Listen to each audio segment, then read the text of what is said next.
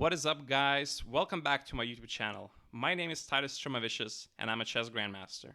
I believe it's been just over a month since the last time I saw you, where I finished my tournament cycle in Greece with a disappointing loss to a Chinese player, Zhao Qingxi, who I believe finished in the top 3 places in that event in Kavala, Greece. And I had about 5 to 6 days until my next event in Morocco, which was His Majesty's Mohammed VI's crown section in Casablanca. And I have to say, I wasn't really looking forward to the event at all because I had, a very disappointing sort of streak of tournaments in a row, and I felt the burnout building up already. But I've never played in Africa, and the event was incredibly strong, and the conditions were incredibly good. So I definitely was not going to cancel, and I would go through with my commitment and play in the event. And originally, I was considering doing recaps during the event. But to be honest, I just didn't have enough energy during the event. Because usually when I would finish the round, I would go to sleep maybe an hour or two after the round, like after getting dinner. And then I would usually wake up around 6 to 7 a.m.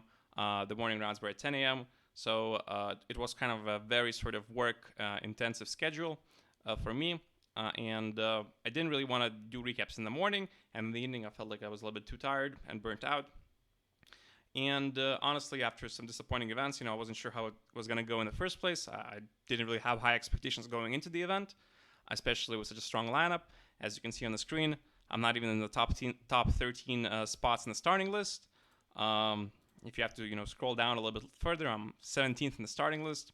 So the event is incredibly strong. Many grandmasters, many title players, and I wasn't sure how the event was going to go. So that's why I'm doing recaps right now. Because first of all, I played a former number 2 player in the world in the event, so I feel like it's sort of once in a lifetime for me right now, but potentially could be once in a couple of years event where you play someone of his caliber. And also I had an incredibly good event, arguably one of my best events ever. So I just wanted to share my sort of experiences in games and tell you what my emotions were and how the games progressed and how I was preparing for the games. So in round 1, I wasn't sure who was going to play. The round got delayed, I believe, about 90 minutes or so. There were some players coming in late from the airport as their flights were delayed. So event was a little bit postponed because of that. Nevertheless, I wasn't sure who I was going to play anyway, and it's not like it gave my opponent an extra time to prepare. But in the first round, I was paired up against an Indian international master, Avinash Ramesh, who is rated 2267, and I had the black pieces. So after having some difficult sort of results in the previous tournaments, I decided to just keep to my solid repertoire and not go for anything too crazy. My opponent opened with e4, and we all know how much I love to play against the openings. I do not. I prefer the closed openings. But recently I've been scoring actually pretty well against the E4 C5s with the black pieces. So maybe that will change in the future. But I generally prefer to play in the closed openings, I would say. And I decided to play the E6 and go for my 4-knight Sicilian, which has a sort of drawish tendency. Usually against someone who's rated 2267, I would seriously consider going for knight c6 on move 2, and then either allow the Rossolimo or transpose into a rouser a few moves later with knight f6, knight c3 d6, which I believe is sort of the last beacon of hope in the Sicilian, or one of the last few beacons of hope, where black could realistically try to play for a win. Obviously, assuming the white player doesn't know all of the theory. And even if he does, there's definitely some positions where you can be, -1, -1.5 according to the engine, but the position and the evaluation can shift in one move because of the sort of subtleties of the position. Instead, I decided to go for my more solid repertoire, again, because of the sort of lousy results I've had recently. And I was like, okay, if he's, going to play knight db5, we'll see. Maybe I'll play bishop b4, maybe play bishop c5. I wasn't sure exactly what I was going to do. Probably play bishop c5 because I've been looking at it recently as sort of a weapon to try and play for more than just a draw with black. My opponent decides to surprise me instead and plays e3, which I believe I would consider this to be the third most likely move after knight db5 being the old mate line, and the knight c6 being, I would say, the most critical move in today's theory. A3, I would say, is in the third place. And I've often sort of felt like the move is a little bit weird because it prevents bishop b4, obviously. That's the idea, I would say. But that's basically the end of the idea. You spend a whole tempo preventing the bishop from going to a square where it not necessarily was going to go in the first place. So I always thought that a3 is a little bit of a weird move. And instead, obviously, black can just happily develop the bishop to e7, which I think is the main move. And now my opponent has some options, like bishop e3, I believe is a move, bishop e2 is a move, I think even f4 maybe is a move. But my opponent decides to play what I would consider one of the main approaches, is to take on c6, bc, e5, knight d5. And now we basically get the line where white could have taken on c6 on move 6 instead of a3 in this position. But instead we get it with these two moves included, which should, of course, favor black, because the bishop is developed and black is closer to finishing its development, whereas white spent a move on moving corner pawn to deny some squares from the black pieces. So black should be completely fine. My opponent decides to play for queen g4. And I will say that my opponent was blitzing his moves completely. And after queen g4, I kind of already wasn't sure exactly what the move was. I remember looking at this line a while ago, but obviously if you don't check it before the game, it's going to take some time to try and remember what the plans and ideas are.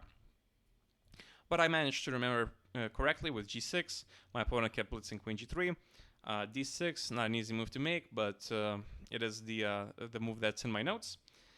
And now white has at least 4 moves, I would say, that are all more or less equal according to the engine. And these moves are h4, bishop h6, knight e5, and knight e4. My opponent chooses to play the latter, knight e4. And again, I was trying to remember the lines because I remember I found the lines quite funny because I was checking them out after some online blitz game just to make sure what I was supposed to do. And I was trying to remember how we get those lines. And I couldn't actually remember what moves my opponent is supposed to make, but I did remember what moves I'm supposed to make. So that kind of helped. Here again, my opponent has a few options with h4 and c4. My opponent decides to go for the most forcing line. And now we get this long sort of theoretical debate after, castles. Queen e5, knight e3 takes, knight f6 takes. So this looks obviously very scary for black, as if white could make 2 moves in a row. Black would be checkmated, right? Bishop h6 and queen g7. And even if it was white's move right now, the game would just be over after bishop h6, right? Luckily, it is black's move, so I have time to sort of mitigate that threat a little bit. And I played rook d8, creating a threat of my own, which is mate in 1. And now my opponent keeps blitzing f3. It's maybe good to note that bishop h6 wouldn't work for a couple of reasons. Obviously, queen d4 is a move, but even more direct queen e4 check would immediately cause sort of issues for the white king. Because, for example, if king f1, I can take the pawn with check on c4 and then play queen d4 and prevent the mate as the queen is guarding the g7 square. And if my opponent instead would play bishop e3, there's no longer a mating threat on g7, and I can develop my pieces with bishop a6, and the game goes on with both sides sort of having chances. But I would say black is probably already slightly preferred. So my opponent blitzes out of 3, which again I was vaguely remembering and vaguely sure that was the correct move. I remember bishop a6 for sure was the correct response to f3, and after b3. I was already burning a lot of time. I think I was already about 45 minutes behind on the clock at this point. Just trying to remember the lines that I've looked at before. And I was pretty certain that rook a b8 was the move in this position, at least according to the engines. And then white, I think, can play some crazy move like king f2 maybe even, or bishop b2. I wasn't exactly sure. And I was just unsure what my opponent was going to do in this position. And I decided, you know what? There's no need for me to sort of keep, playing this guesswork game. I can just play queen d4. I think the ending is more or less fine for me. I don't see a concrete way for my opponent to sort of generate the threats on the dark squares immediately, and I should be able to create enough of counterplay against the b3 pawn. Again, note, if the pawn was on a2, I think black's position would be significantly worse, as the pawn chain would be much stronger. Whereas with the pawn on a3, which he moved on move 6, the pawn chain is now undermined, and black can create some interesting counterplay ideas against the pawn on b3. So just an interesting idea to note that if pawns could go backwards, white's position would probably be significantly better than it is right now.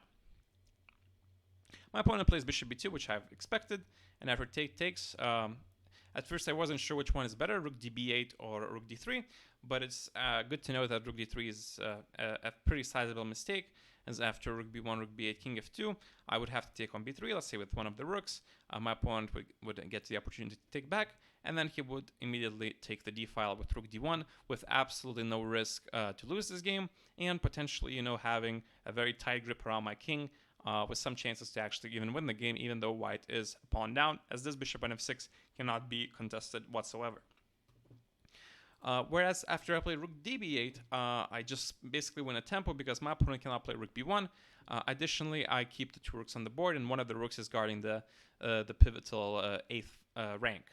So my opponent cannot really avoid losing a pawn. He has to play either b4 or some other move that would lose the pawn on b3. He decides to play b4.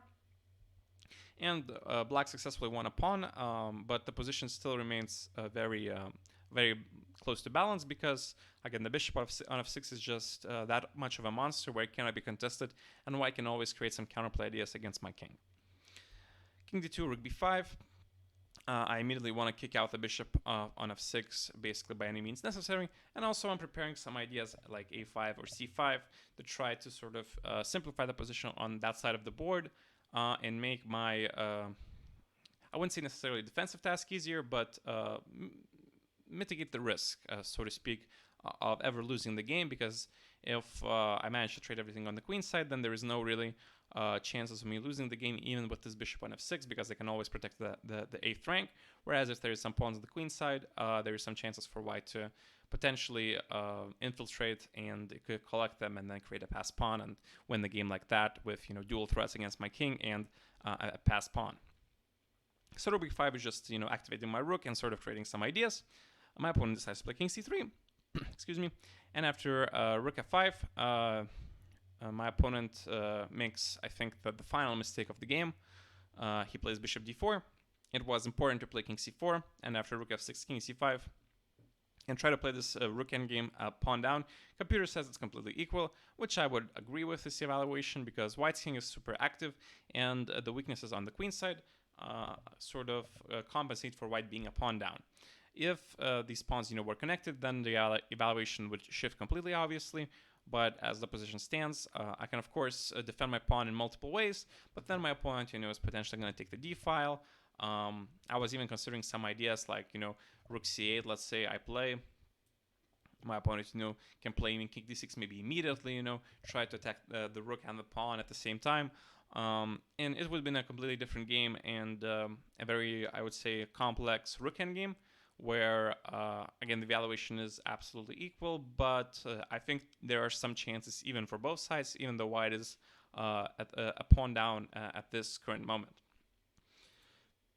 Instead, after bishop d4, I think the game is just basically over. I mean, obviously no one's going to resign in this position, but after bishop d5, I have all the time in the world to play f6 and sort of create a blockade on the dark squares to limit my opponent's bishop scope, and then eventually just use my extra pawn to open up the position and eventually create threats against my opponent's weak pawns. And on move 41, my opponent resigns. It is good to know that there was no second time control, but I believe I still had plenty of time in this position because after my opponent played bishop d4, the moves came really easily to me, and the conversion was very smooth because the position was just that winning. So we start with a win, 1 out of 1. I believe a lot of players drew actually in the first round because, again, there was a lot of sort of there's a lot of strong players in the event, and the event actually didn't have that many players. I believe if we check back to chess results a little bit, um, yeah, there was 70 players playing, so the field is quite small. And as you can see, there's a lot of grandmasters playing in the event. So even round one, beating I believe on board one when maybe there was already a 2400 player playing against Mamedyarov. So beating a 2400 player is by no means an easy task, even for these seasoned super grandmasters. But we start with a win, and I'll just do these recaps as I used to do them during the events, where I just do one game usually per video, and I'll see you all on the recap of round two in about let's say 8 hours. I'll see you all then.